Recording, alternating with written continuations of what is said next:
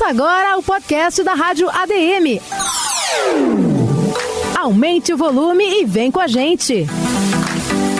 Olá a todos que acompanham a Rádio ADM, eu sou o Rodrigo Nunes e você vem com a gente em mais um podcast aqui da Frequência Azul do Rádio, o podcast que você gosta de ouvir malhando, acordando, almoçando, jantando, se divertindo. Aqui é conteúdo de primeira e quem está sempre comigo nesse bate-papo é a Elisa Ventura. Tudo bem, Elisa? Tudo bem, Rodrigo, e você? Tudo ótimo, Elisa. Gostei aí da sua introdução do podcast, conteúdo de qualidade em qualquer situação, né? Isso, é desse modelo por aqui. E como sempre, eu quero que você apresente o tema da semana e a convidada também. Então vamos começar pelo tema. Hoje a gente está conversando sobre processos seletivos na administração pública federal e a nossa convidada, Rodrigo, é uma fofa. Tenho que te falar que ela é uma graça. Daniele Barreto, coordenadora geral de gestão de pessoas do Departamento Nacional de Infraestrutura de Transportes, o DENIT. Bem-vinda. Muito obrigada pelo fofa. Vocês são fofíssimos, queridíssimos. Obrigada. Muito obrigada pelo convite. É uma honra estar aqui com vocês. Obrigada, Dani. E já me sinto íntima, Rodrigo. Já estou chamando de Dani desde ali da TV. Percebi. Percebeu, né? Eu estou observando. Assistiu, né? Assisti, claro, estava aqui na audiência no CFA Play e já queria perguntar para a Daniele como é que foi a experiência na TV aí. Eu vi que você chegou aqui meio nervosa, mas foi tudo tranquilo, né? Então, foi emocionante, hein? Não, foi muito bacana, experiência muito rica, né? É sempre bom, né? Ampliar nossas competências, nossas habilidades. É disso que a gente estava falando um pouco e essa, quem sabe aí, é uma que eu desenvolvo com maestria para o futuro, claro. Porque agora ainda estou aprendendo. Mas você saiu super bem na entrevista, tenho que dizer. Obrigada. E Dani, vamos começar, já que você está falando de competência, você tem muita competência nessa área, uma vasta experiência já em processos seletivos e toda essa parte de pessoas, né? Uhum. Conta pra gente um pouquinho como é que é o processo seletivo lá no DENIT. Olha, o processo seletivo no DENIT iniciou com uma criação de uma portaria 399, que regulamentou e trouxe como obrigatório a realização de processo seletivo para ocupação de cargos de nível 3 e 4, que são os famosos DAS e FCPS de nível 3 e nível 4. Então, ele trouxe essa obrigatoriedade e trouxe um número de critérios para serem observados ao momento de escolha desses candidatos, né? Da pessoa com o melhor perfil para ocupar. No início, a gente entrou em pânico, né? Porque... Vejam, o DENIT é um órgão muito grande, né? Um órgão que com muita capilaridade do Brasil inteiro. Então, você passaria a selecionar pessoas para ocupar postos do Brasil todo. Então, realmente, foi um grande desafio. E a cada edital que a gente lança, né? É aquele frio na barriga que dá. E agora, quem vai ser? Quem que vai se candidatar? Será que a gente vai realmente ter pessoas interessadas para ir para os lugares, por exemplo, para o Amapá, para o Acre, Brasil todo? Então, assim, sempre envolve ali emoções fortes, né, os processos seletivos. Mas a gente estrutura ele por meio de edital, critérios claros, publicidade, né, para dar oportunidade de participação das pessoas, com muita isonomia, com muito profissionalismo para análise de currículos, para as entrevistas.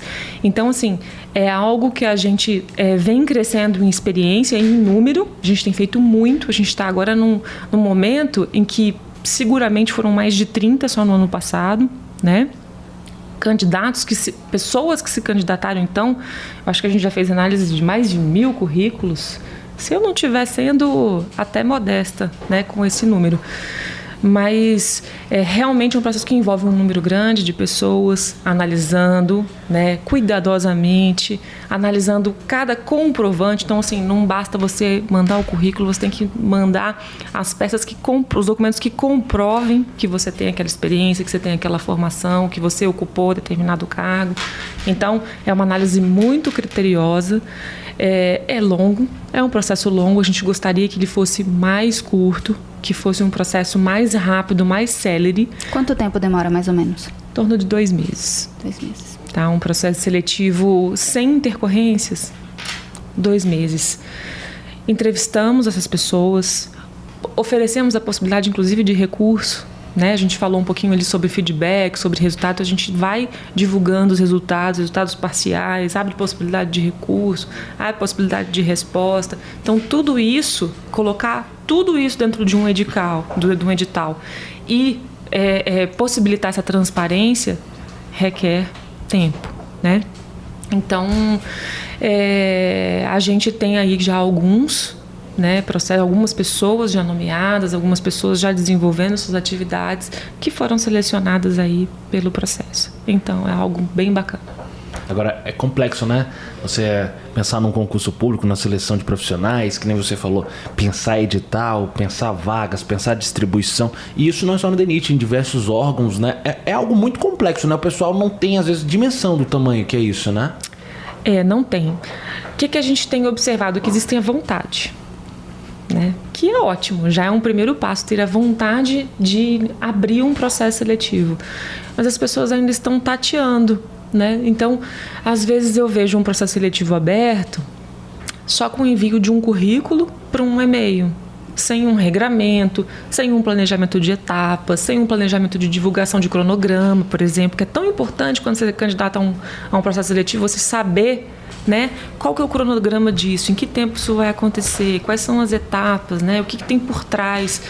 Então, assim... Colabora com a não ansiedade do candidato. Colabora, né? Com a não ansiedade. Já é um momento, né, de tanta expectativa. Você se candidatar a um processo seletivo, você está sendo analisado, seu currículo está sendo analisado, você pode passar por uma entrevista ou não. Então, assim, é importante que você dê também para o candidato, você dê para o órgão e para o candidato um planejamento, né, mínimo que seja, mas você precisa dar um planejamento, um lapso temporal de como e quando vai acontecer.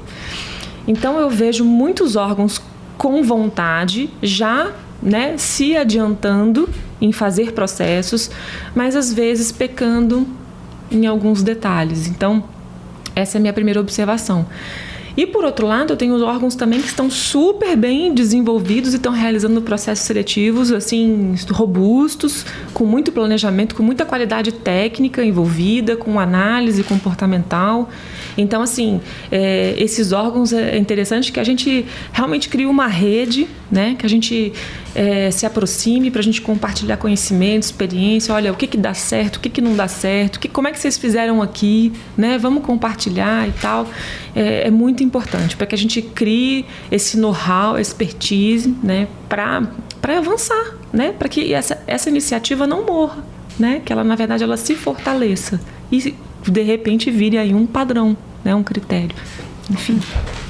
A gente recebeu, Rodrigo, enquanto a gente estava fazendo a produção, né, dessa entrevista, aquele depoimento de uma das gestoras do setor público também falando o quanto é oneroso, cansativo, desgastante fazer um processo seletivo. Queria que a Dani falasse um pouquinho disso e se já existe alguma ferramenta de inteligência artificial ou algum processo minimamente, como eu posso dizer, tecnológico já nesse sentido de ajudar a facilitar, né, esse processo, leitura automática de currículo, por exemplo. Existe alguma coisa nesse sentido já na administração pública? Olha, se vocês souberem onde é que tem, me avisa. Eu preciso ir lá bater um papo com o pessoal. Mas assim, realmente é um processo oneroso que envolve pessoas, muitas pessoas, muito tempo para analisar cada currículo, né? São muitos currículos. Cada currículo, às vezes, vem de uma forma. Então, o que a gente tem tentado fazer, por exemplo, no DENIT, em algumas experiências também, por exemplo, como na ENAP, é tentar estruturar, né, um modelo de currículo mínimo, né?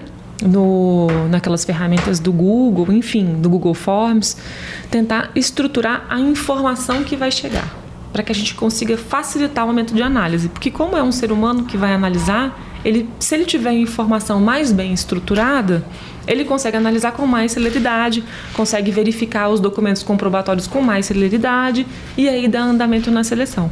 Mas o ideal é que seja realmente sistematizado, informatizado, e que a gente tenha uma ferramenta que faça essa análise, faça esse primeiro batimento, né, de maneira rápida e inteligente, e que a gente avance no sentido de que essa inteligência não faça apenas uma análise de cara crachá, né? Que ele faça também uma análise de perfil prévio desse candidato das redes sociais, do comportamento dele nas redes sociais. Como essa pessoa tem se comportado, qual que é o sentimento dessa pessoa, como ela se comunica na internet. Então, assim, isso a gente sabe que existe. A iniciativa privada já avançou nesse sentido, eles têm sistemas nesse sentido. Né, bastante. Já sabe, inclusive, quais são os principais erros e problemas, né, desse processo. A gente precisa aprender com eles, mas a gente precisa evoluir numa ferramenta que caiba na administração pública, que caiba para o nosso perfil de serviço público, né? Isso é muito importante para que a gente não fira, lei de dados, de proteção de dados pessoais, a gente não tenha nenhum problema com relação a essas pesquisas, a avançar na privacidade de ninguém. Então tem que ter um cuidado, né, relacionado, que nós estamos falando de governo, né? Então isso é muito importante. Mas a gente está evoluindo, a gente tem parceiros já que a gente vem conversando para tentar construir alguma coisa, para tentar implantar, pelo menos, né, na esfera do DENIT, a gente quer implantar um processo seletivo ágil, né, que a gente chama de ágil, em função disso, de substituir aquilo que hoje uma pessoa faz, essas análises mais objetivas, por um sistema. Agora, estivemos, para quem não sabe, ela esteve ao vivo com a Elisa no CFA Play, muitas interações, né? O público atento a esse assunto também. Foi bem bacana. Vai poder agora destrinchar com mais calma também esse assunto, mas eu queria saber da nossa convidada aqui, como é que foi para você ver a interação, ver o público, os questionamentos? Surgiu muitos questionamentos importantes, assim, que mereciam esclarecimento mesmo, e o que você achou de tudo isso? Antes de deixar ela responder, só queria dizer que a gente recebeu 80 perguntas prévias. Eita. Por favor, Daniele. Olha, isso me deixa feliz, né? Porque é um assunto novo, interessante. Todo mundo quer iniciar o seu processo, quer ter o apoio necessário na sua instituição para iniciar esse processo. Então, para mim, me deixa muito feliz, né? Ter essa quantidade de interação. Mostra a relevância do tema, né? Mostra a importância da gente investir, né, no desenvolvimento de profissionais capazes de realizar processos seletivos, de realizar recrutamento. Então, realmente me deixou muito motivada a me envolver cada vez mais com a temática, com certeza. E a gente teve uma pergunta que foi enviada... A curiosa, eu quero saber a melhor pergunta. É difícil a melhor pergunta. Leia a melhor pergunta. Mas uma das que eu achei mais interessantes, já que a gente está falando de setor público, foi essa aqui.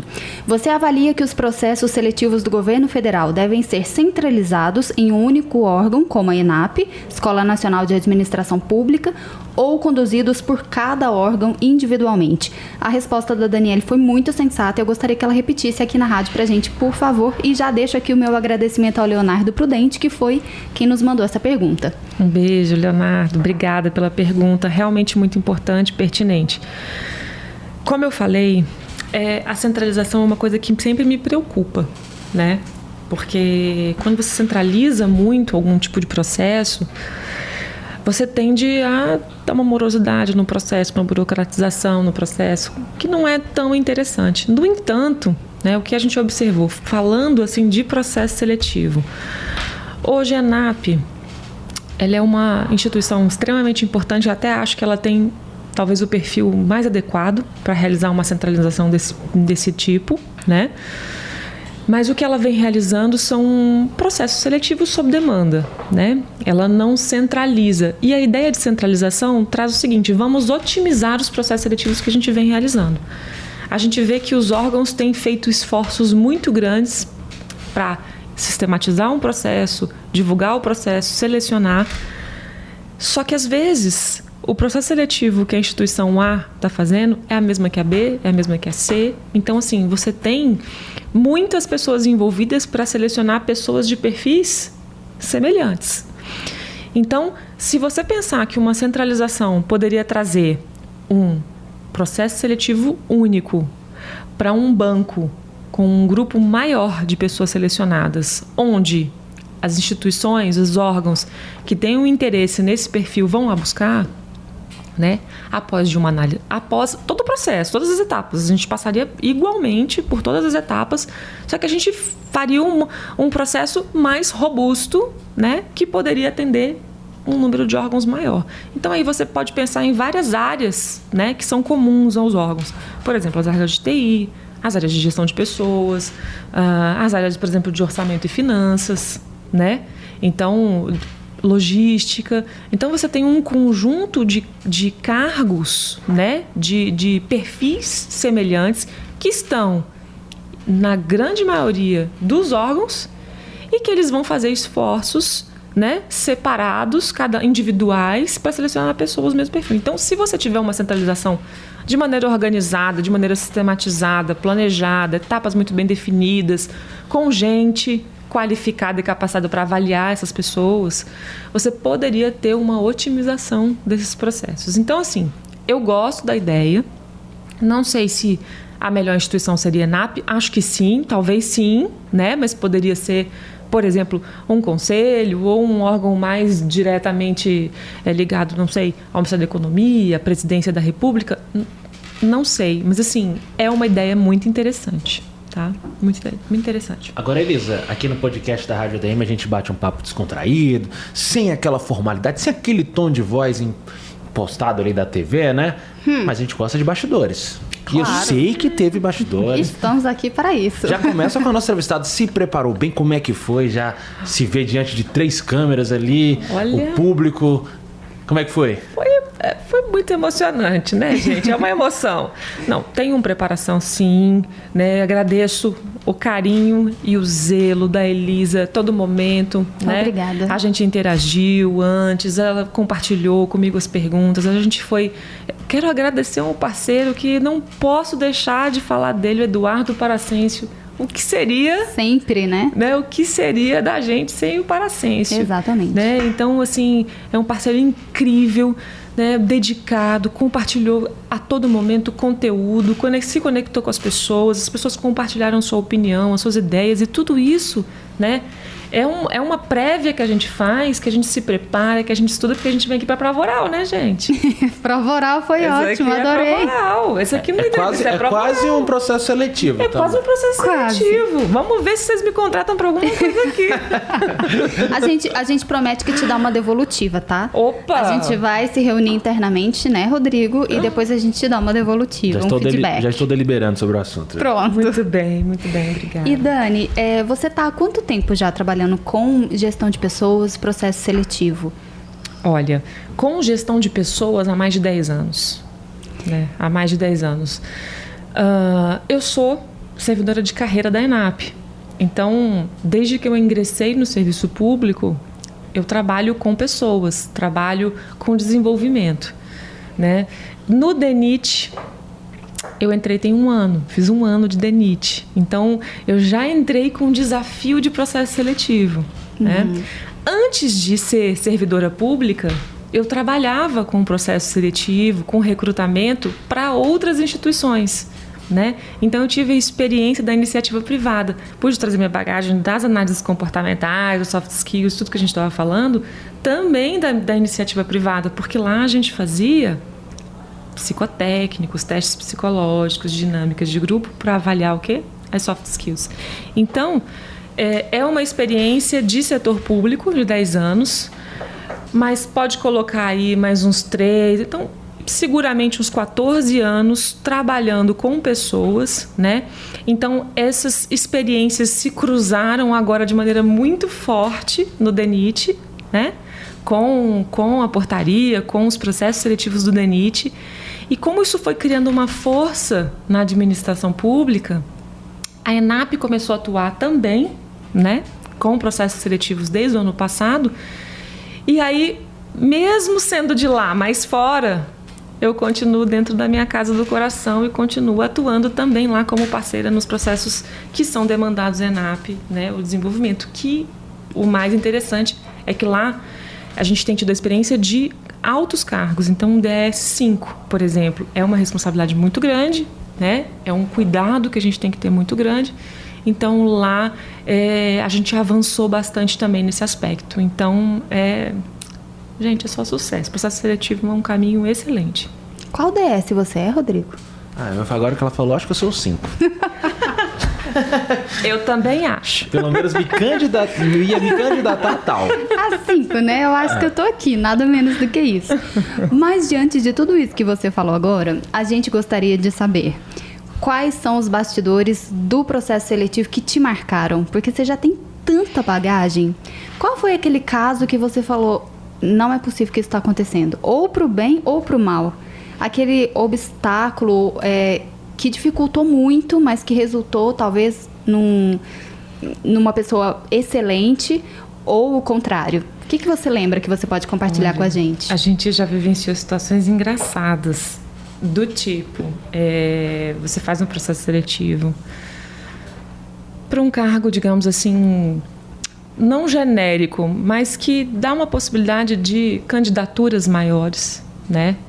Às vezes a pessoa teve experiência na área, mas aí não atuou, e aí de repente ela achou que depois de muitos anos ela poderia voltar a se candidatar, e aí isso gera uma entrevista e a pessoa consegue passar para análise curricular, né? Porque o currículo ele diz só da parte formal, né? Mas você vai conhecer a pessoa mesmo na hora da entrevista. E assim, a gente observava a pessoa que não entendia nada do assunto.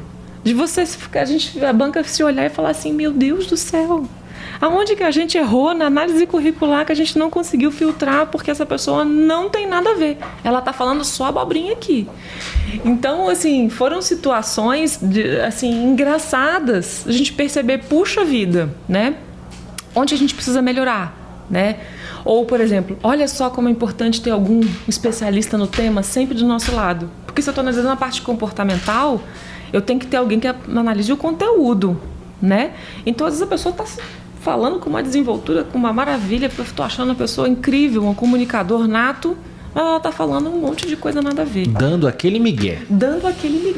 Então, assim, eu já passei por algumas situações assim, que eu olhava assim e falava, nossa, realmente, que capacidade, que fluência, que não sei o quê. Né? Achei interessante. Eu olhava para o técnico, para o especialista, o cara falava assim, pelo amor de Deus, só tá falando bobagem aqui, tira esse candidato daqui. E então, olha que interessante, eu nem sabia que no processo seletivo tinha um técnico junto. Sim. Isso é importante. É importante você ter uma banca, tá? Nessa banca, você precisa ter uma diversidade. Tem que ser multidisciplinar. Então, se eu tô lá com um olhar mais voltado para o comportamento, para as soft skills, eu tenho que ter alguém voltado com um olhar técnico. Porque, veja, se a gente está fazendo uma entrevista, a gente não vai conversar sobre o sexo dos anjos na entrevista. A gente vai conversar sobre os assuntos pertinentes ao cargo, à temática que a pessoa vai atuar. Então, eu preciso ter um especialista no tema. Então, a gente trabalha muito em parceria. E, eventualmente, a gente traz também alguém da área de gestão de pessoas, alguém que está coordenando o processo seletivo. Então, a gente faz uma banca, nunca sozinho. Nunca a gente entrevista ninguém sozinho, né? Para que a gente forme uma opinião do conjunto, né? Porque aí a gente traz um processo mais isonômico, a gente evita os personalismos, a gente evita, às vezes você está mais cansado, e sei lá, a análise pode sair enviesada. Então, a gente monta a banca, né, e faz sempre em conjunto. Um especialista na área técnica e outro na área comportamental. Gostei. Eu também. Porque é muito importante, né? Ela falou, para não ter você não ter um viés diferente para cada candidato, né? Exato. Gostei desse, ele falou algo que me interessou, não, é conjunto. É isso. Isso faz toda a diferença, né? Na hora de selecionar. A chance de erro diminui bastante, né? Diminui, porque é muito difícil uma pessoa enganar mais de 2, 3, 4 pessoas. É difícil, né? Então, assim, a percepção costuma ser do conjunto. É muito difícil, inclusive, a gente ter ideias muito diferentes. Olha, eu achei isso, agora não, eu achei totalmente diferente. Então, a gente acaba afinando, sabe? As percepções e se complementando. Puxa, eu percebi isso. E você?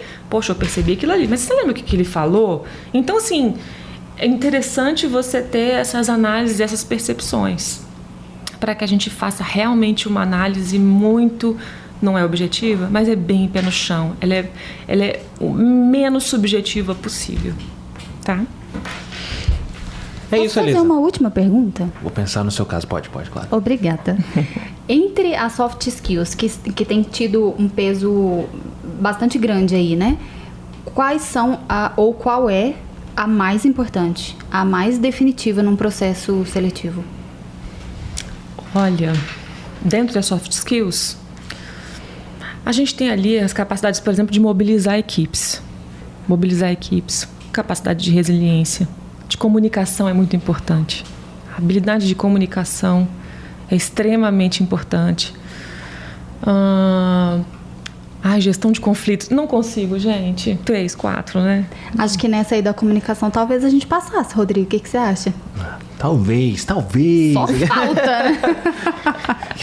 Vamos ver. Mas são muitas, Ela né? falou São tantos muitas. ali que eu fiquei, meu São Deus muitas, do são céu. muitas, né? E ali que eu já fui contratado algumas vezes, eu fiquei, caramba, será que analisar tudo isso? Tô feliz agora. Parabéns. Obrigado. Dani, muito obrigada pela entrevista. Queria que você deixasse aqui seus contatos, dica de conteúdo, de livro, enfim, o que você quiser. Quem estiver ouvindo esse podcast, que se interessar por esse assunto, às vezes é um gestor que já trabalha na área, mas gostaria de se aprimorar, né? Por favor, seus contatos e essas dicas, então.